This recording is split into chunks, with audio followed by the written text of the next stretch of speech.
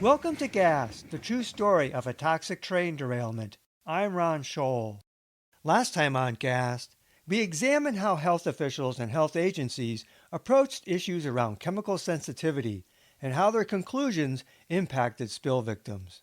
We now continue with Part 6, Chapter 8, Brain Damage. Epigraphs. To offer the concept that most of the disease risks of the 1990s have chemical causes is as radical now as the theory that infectious agents cause disease was in the early 19th century. Dr. Kaye Kilburn. The only way to add to the literature is if you actually do the tests, to do what Kilburn did. Dr. Frank Bove, ATSDR. By the 1990s, many chemicals were known to have various neurological effects, but proving cause and effect, neurotoxicity, on human beings can be problematic absent controlled studies, especially if no biomarker exists. Researcher Dr. Gunnar Heuser, who corresponded with some Alberton spill victims, believed testing neurological functions was essential to evaluating a chemically injured or sensitized patient. Heuser held that common chronic symptoms following exposure to toxic chemicals included multi-system complaints, including neuro and psychological problems. But standard test results were often normal, and thus the patients will be labeled as suffering from post-traumatic stress syndrome, somatization, or related psychiatric categories, Heuser said. Neuropsychological researchers developed a battery of tests to assess toxic exposure effects and emotional reactions. Psychologist Dr. Kevin Arnold wrote in 1997, "The assessment of these patients requires a combination of diagnostics from neurology, radiology, neuropsychology, and personality assessment. Patients needed to be educated on the neurology and neuropsychology of their disorder in order to understand the context of emotional reactions to their symptoms. Otherwise, they may feel hopeless and going crazy," he said. Our studies show that significant impairment of brain function may last years after exposure to neurotoxic chemicals has ceased, Heuser concluded. But, once again, not much was in the literature. Conventional wisdom holds that brain damage from chlorine only occurs with concurrent hypoxia or anoxia, conditions of significantly reduced or no oxygen to the brain during severe exposures. Usually one loses consciousness with hypoxia. Human autopsies have documented that high concentrations of chlorine can cause hemorrhages in the white matter of the brain.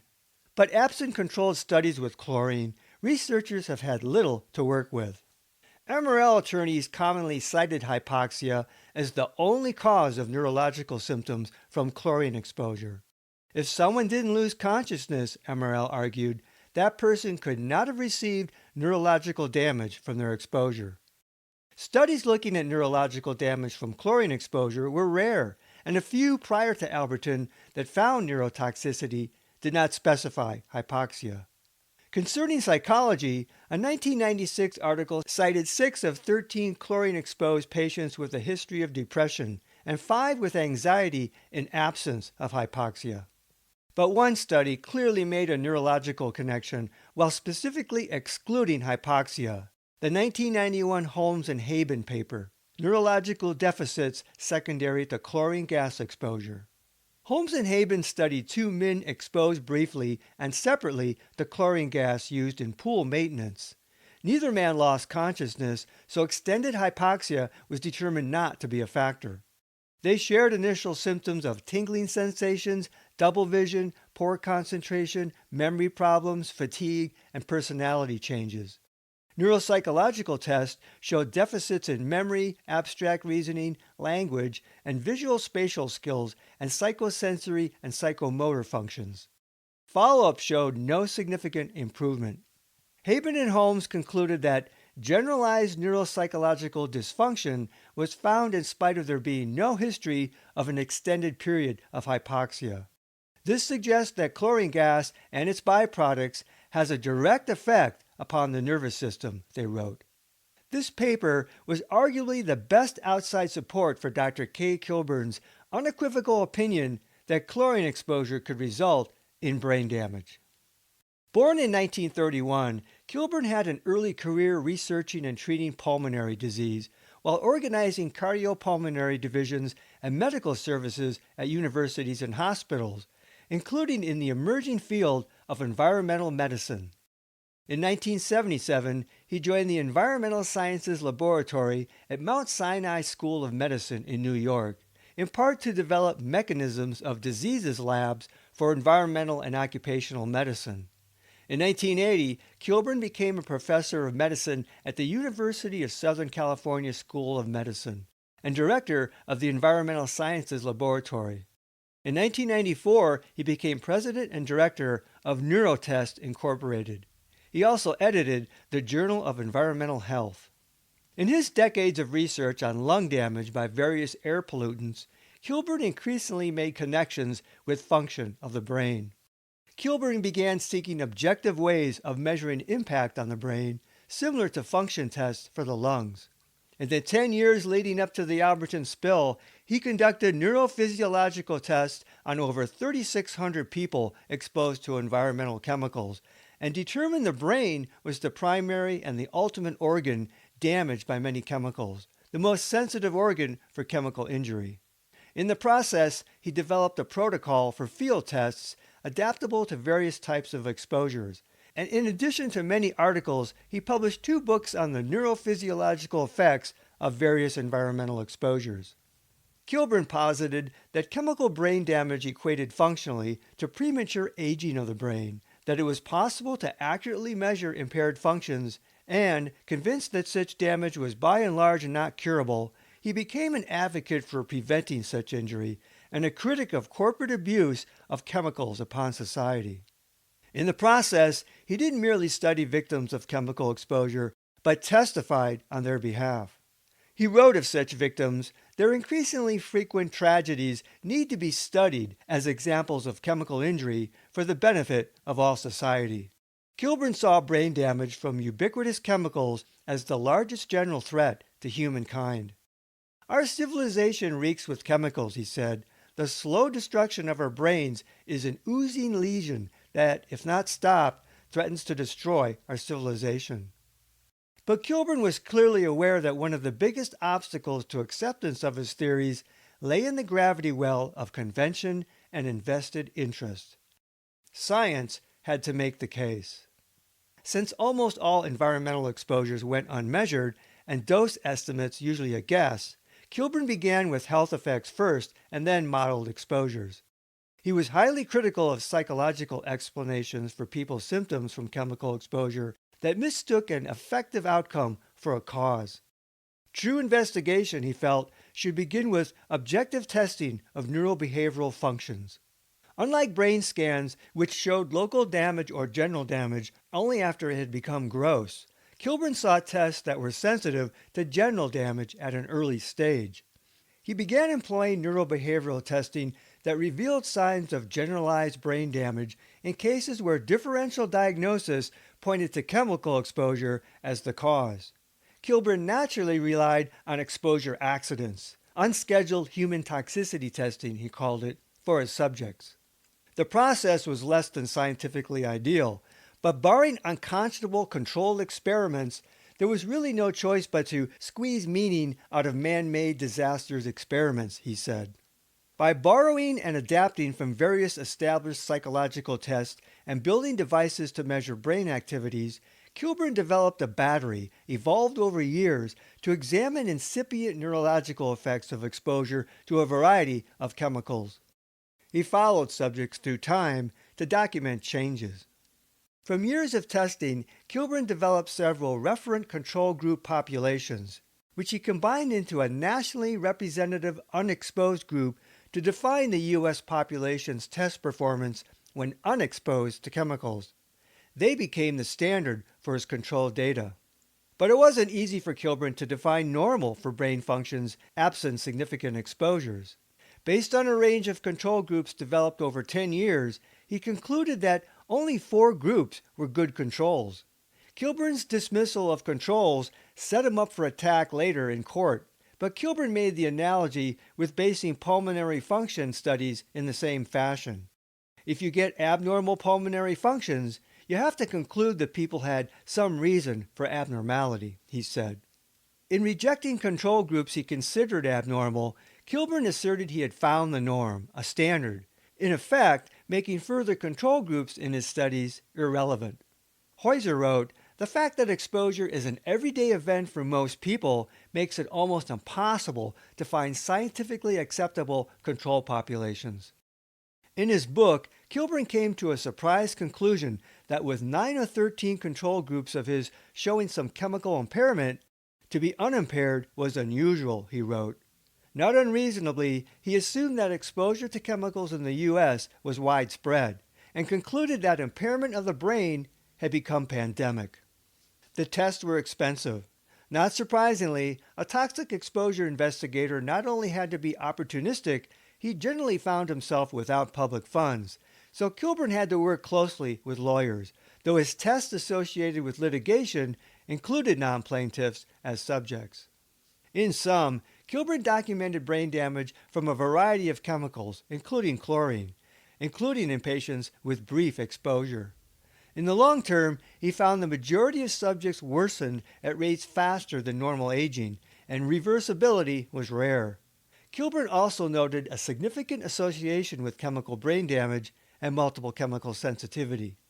Kilburn wrote that a single, quote, high-dose exposure to chlorine for only a few seconds could impair brain function, even absent hypoxia.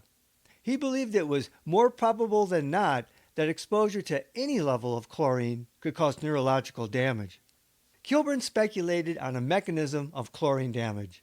Reacting in the lungs, chlorine produced disruptive oxygen-free radicals and organic chlorine products such as chloramines, which were transported in the blood and into the brain across blood-brain barriers.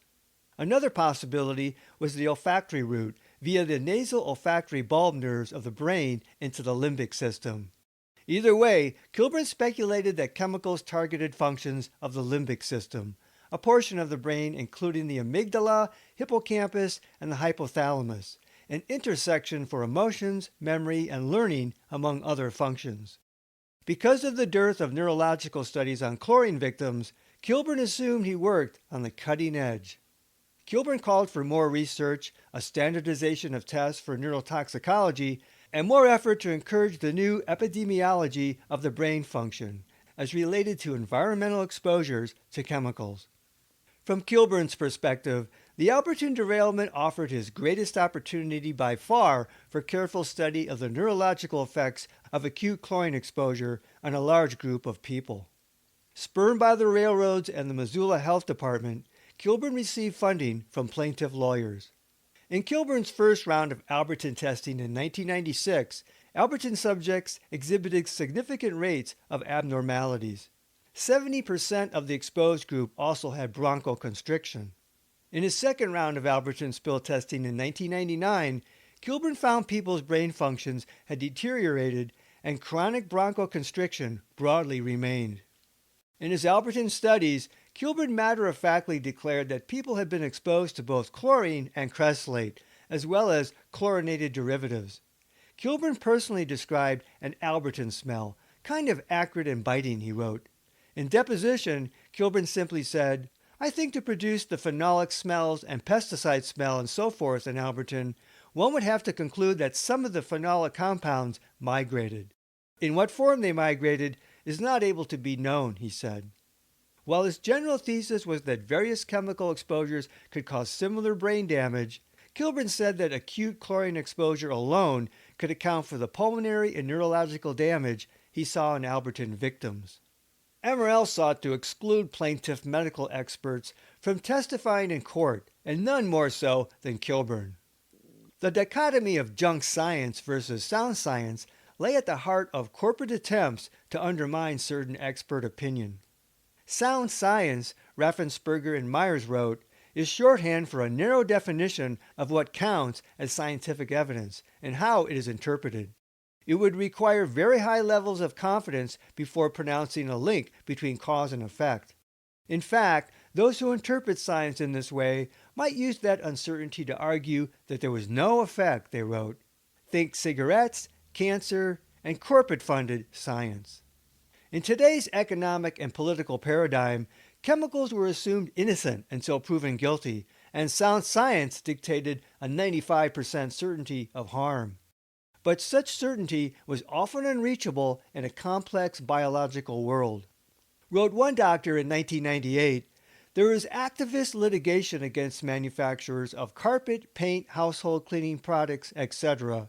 These multi-million-dollar lawsuits have been curtailed by the 1993 U.S. Supreme Court decision Dober v. Merrill Dow Pharmaceuticals, which has given trial judges authority to exclude unscientific testimony.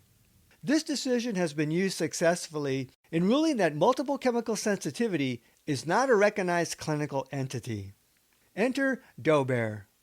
Dober set two important precedents, interpreted by plaintiffs as encouraging bias towards defendants in tort cases. The court strengthened the role of judges as gatekeepers for scientific evidence that the jury would hear, and elaborated on rules for evaluating the reliability and relevance of scientific experts and scientific evidence. Dober and subsequent rulings have allowed judges to decide what sound science is and what juries get to hear. Montana adopted Dober in state courts, and in both state and federal Alberton cases, MRL attacked several plaintiff experts on its basis, including railroad operations, and medical experts. MRL's arguments against the expert testimony of Missoula ophthalmologist Dr. Rick Neumeister put the attacks against Dr. Kilburn into perspective. Neumeister documented chronic blepharitis, mebomyitis, and dry eye syndrome in over 60 patients. MRL argued that Neumeister's testimony on eye injuries from chlorine exposure was, quote, unreliable and not based on accepted scientific method, including the fact that such opinions had no support in the medical or scientific literature. But did this invalidate Neumeister's opinion? Prior to the spill, Neumeister testified he didn't believe that chlorine exposure would have led to chronic blepharitis. After treating spill victims, he said, I do believe there is a cause and effect relation there. It's surprising. I didn't expect it. MRL's argument basically was that because chlorine had not been studied for chronic effects on the eye, there was no proof chlorine caused such effects. MRL's own medical expert called chlorine a safe gas, and so doesn't produce chemical problems, he said. Yet MRL called Neumeister the hired gun, though MRL originally referred about 60 victims to this treating physician. Unabashedly, MRL even tried to argue that Neumeister's opinions arose from litigation. Neumeister had done case studies. He hadn't been in a position to conduct a more rigorous epidemiological study, but as a treating physician, he practiced clinical differential diagnosis. Neumeister found no studies that had even examined chronic eye problems following exposure to a chemical irritant. He concluded it was possibly not a subject that had aroused interest, funding, or had clinical significance.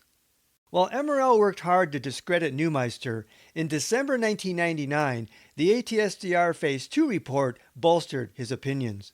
Neumeister called the report the first methodological study to evaluate long-term eye injuries from acute exposure to chlorine, and which validated his clinical conclusions. MRL then attacked the ATSDR Phase 2 report as not being scientific. Neumeister's only court testimony came in the Edgar case, and was crucial in proving Stephen Edgar suffered chronic eye injury. In 2000, in the Mayo case, Magistrate Leif Erikson denied MRL's motion to exclude the testimony of Neumeister, noting his use of differential diagnosis. He wrote, there is also a smoking gun quality to his opinions in view of the dozens of patients he treated following the derailment. Other judges upheld that ruling.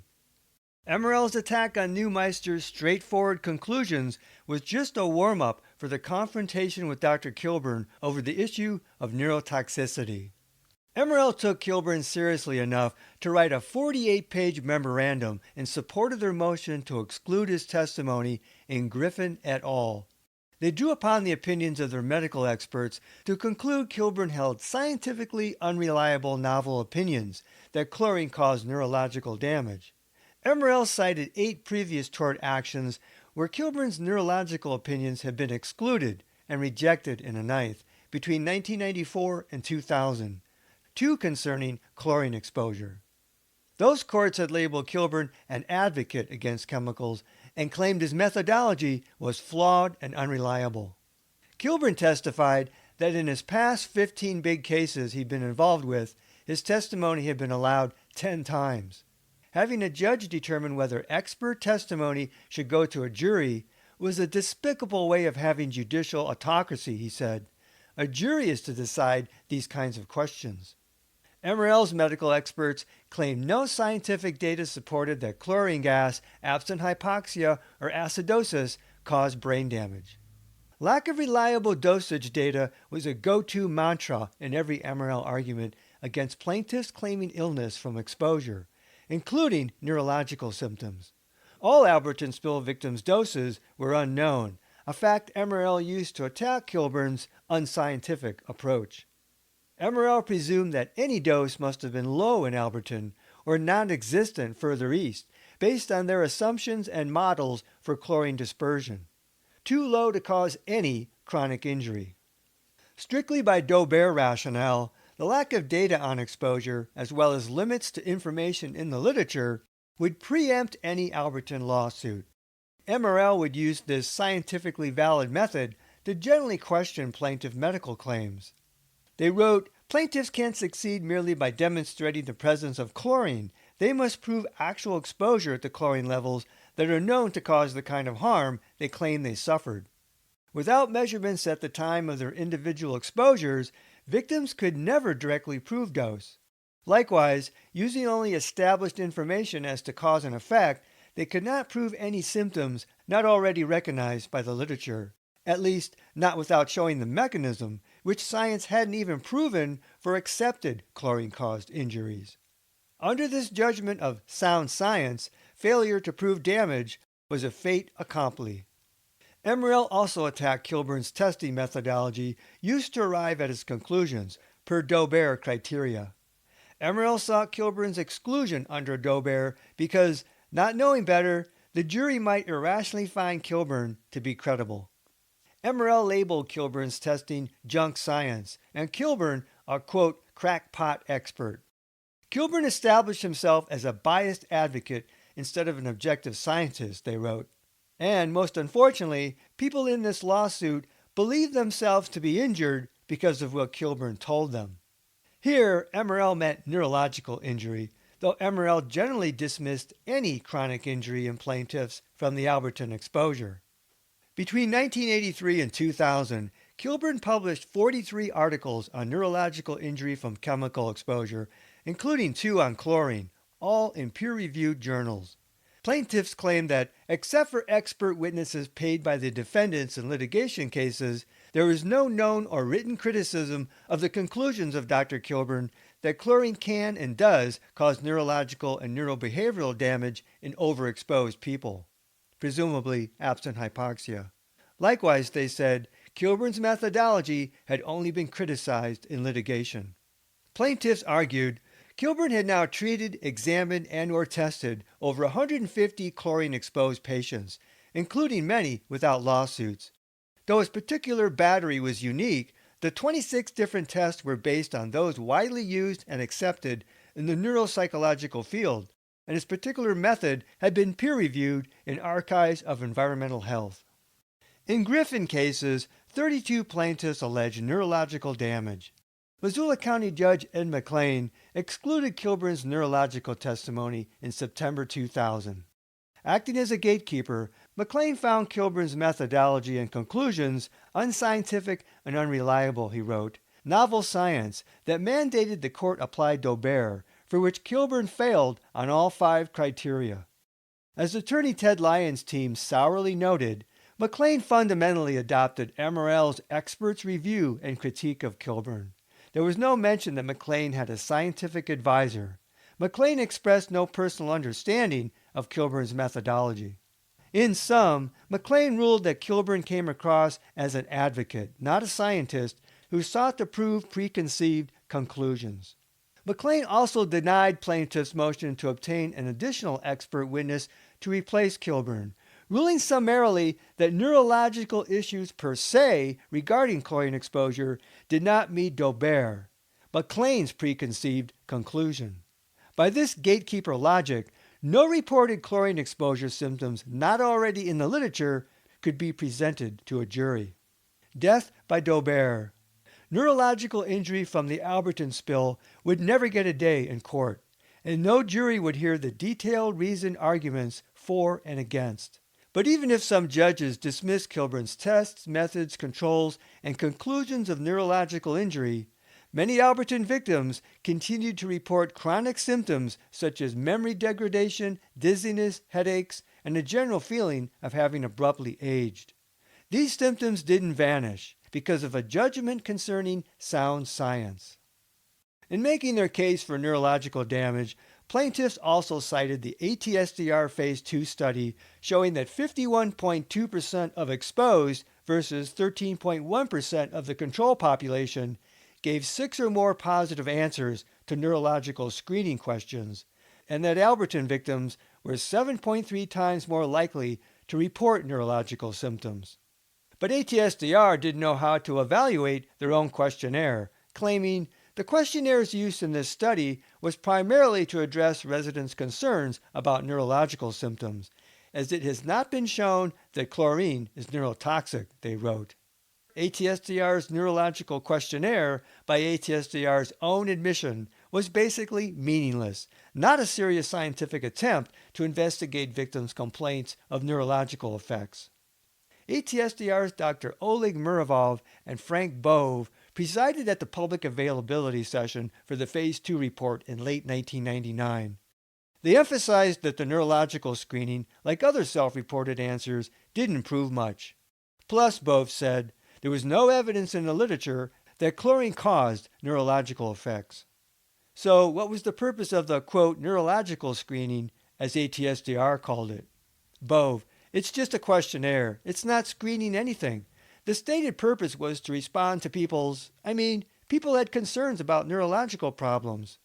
ATSDR did no neurological testing. The only way to add to the literature is if you actually do the tests, Bove said. There's no other way to add to the literature but to do what Kilburn did. I have to be honest, I don't know what the assumption was. The case could have been made, I guess, that we should have had done neurological testing given the concern of the citizens, but not based on the literature, Bove said. A self-fulfilling assumption. Because of the limited literature, we won't add to the literature. ATSDR added the neurological questions to present a facade of responding to victims' concerns. In terms of all non-classical chlorine symptoms, the Phase 2 study was devoid of significant investigation and medical inquiry. While the courts dismissed Kilburn as being an advocate in his scientific research, ATSDR used preconceived notions about neurological effects from chlorine to dismiss doing the science. Dr. Cynthia Lewis Younger, contracted by ATSDR to do her Alberton clinical health evaluation in 2000, reported that she would recommend neuropsychiatric testing to assess the extent and severity of neuropsychiatric impacts. The purpose of that testing, she said, would be to determine the depth and nature of the impact on the higher cognitive functions, the things like memory and executive skills that can only be discerned by special kinds of testing, to determine if there was an excess among the population, she said. But just as ATSDR had no interest in following up Lewis Younger's RADS findings, or in following their own long-standing recommendations for studying multiple chemical sensitivity, the agency would have no interest in following her recommendation for true neurological or neuropsychiatric testing. Dr. Mary Stranahan, a general practitioner and osteopath in the Flathead Valley north of Missoula, didn't doubt Alberton spill exposures caused neurological injury.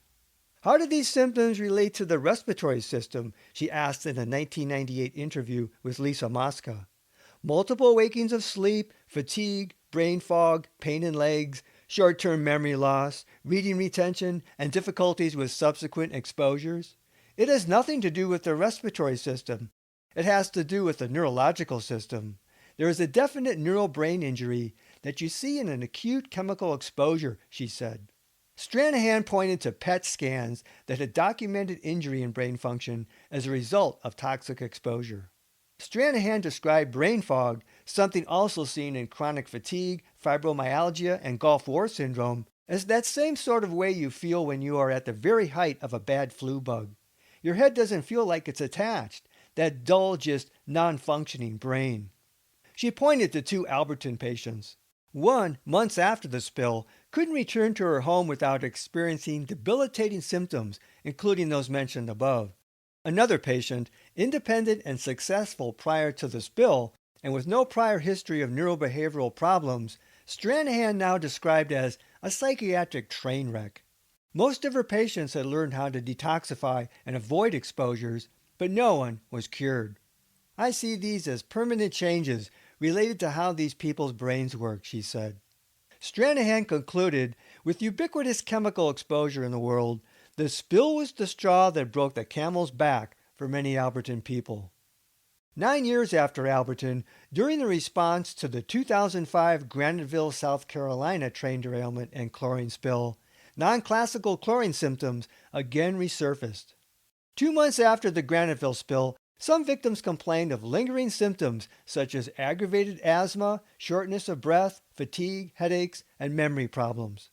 While toxicologists told media they expected most people to fully recover, the media noted, at the same time, they lament that much is unknown about the long-term effects of chlorine gas, particularly whether it can damage the brain or other parts of the body beyond lungs and airways. Not much had been learned since Alberton, or, lamentably, from Alberton.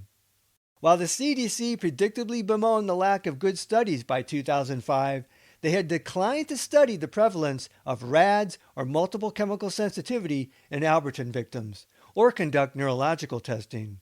Investigations that could have helped Alberton and future victims, such as in Graniteville. In 2005, Dr. Kilburn sent a proposal to the CDC seeking funding for a study of neurological symptoms in Graniteville victims. He was denied. Next time on Gas, the true story of a toxic train derailment, we briefly look at the 3 cases that go to trial over the Alberton spill, and then consider the issue of liability for the derailment, which Montana Rail Link vigorously denies. Until then, this is Ron Scholl. Thanks for listening. This podcast is adapted from the book Gas, the true story of a toxic train derailment. Visit Amazon.com to see the 2-book series. To access support material in the book, such as maps, photos, illustrations, and video links, visit my Facebook page Gas, the true story, or watch my Gas playlist on my YouTube channel at RL Scholl.